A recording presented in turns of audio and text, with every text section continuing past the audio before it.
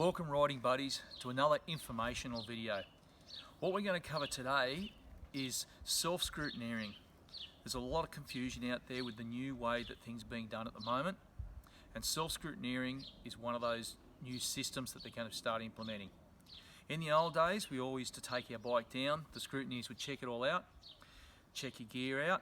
Well, what they're going to do now is they're starting, not all events are doing it, but they're just starting to introduce self-scrutineering where you check your bike out and you have to sign off on it. So what we're going to do is we're just going to run through the form that comes for self-scrutineering and go through of what you have to do and how to do it.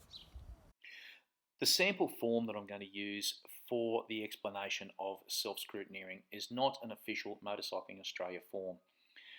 This is just a sample form. Each event and club may run their own format, but just for the sake of this video, we're just going to run through this form. All the other forms should have the same sort of information on it that you still need to go through. So it won't matter what the form is, they're still going to be along the same lines. Also too, this is aimed more at motocross style events. So starting at the top of the form, you'll have the event information. Under there, you should have all the information about you and your bike. All these boxes need to be filled in. A very critical one that a lot of people seem to avoid is the VIN number. The VIN number is very, very important. It is stamped on the head stem of your bike, so behind your front number plate into the frame. It will be a 17-digit number on any bike after around about 1985. Before that, it can be quite random. But all the information needs to be filled in. So the next section on our sample form is all about your equipment. So the front and rear brakes on your motorcycle must be satisfactory. A self-closing throttle. So if you twist the throttle on and it stays on cruise control, this is not acceptable. It must be working. So you let it go and it snaps back. Front and rear wheels.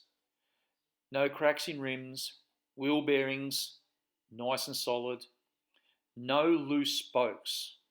All the spokes must be nice and tight. And when they say tight spokes, they don't mean the nipples rusted to the spokes and not being able to turn. They must be solid and tight.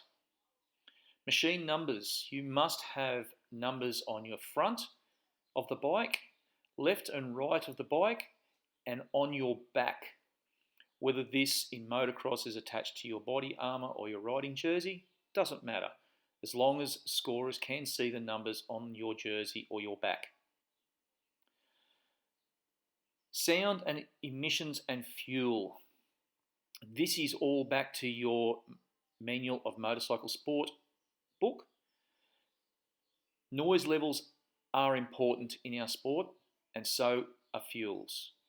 A lot of fuels are not allowed, depending on the discipline as to what fuels you can run, but you need to check your MOMS, as it's called, for approval of noise levels and fuel types in your sport. Helmet. Helmet is very, very important. The helmet cannot have any integrity damage. On the outside of the helmet, if you have a scuff or a little scratch, that is acceptable.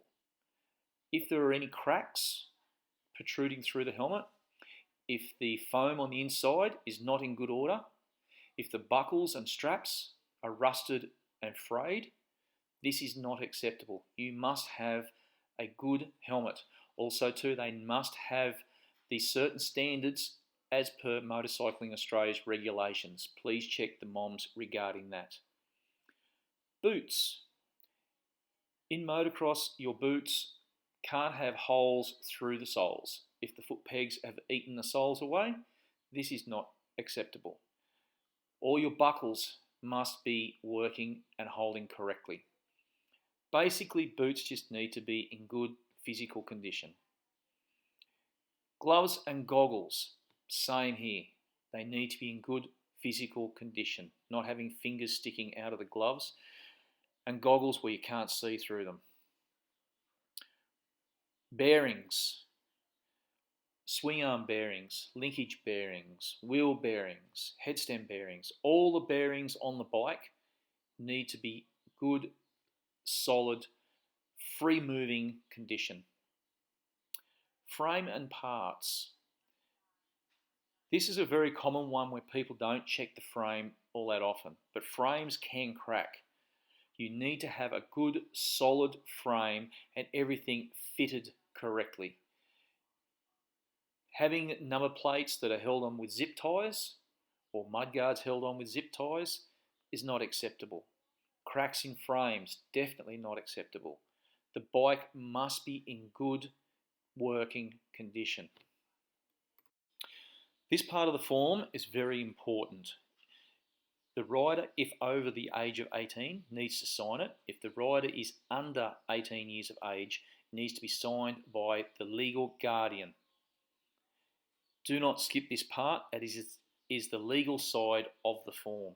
In signing this part of the form, you are declaring that your equipment and motorcycle is all acceptable for racing and competition. Always take note of any notes that may be on the forms. These notes could be telling you something very important that could be happening at this event as far as the scrutineering side is concerned. As you can see, the self-scrutineering is so much easier than pushing your bike down and taking all your equipment to the scrutineering area for the scrutineers to check your bike.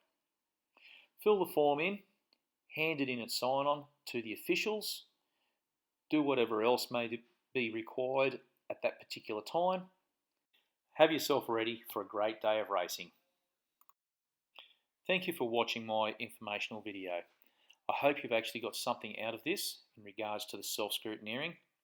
Please take the opportunity to subscribe to the channel and check out what other videos I've uploaded. In the near future, we will be uploading a lot more informational videos as well. But thank you so much for watching.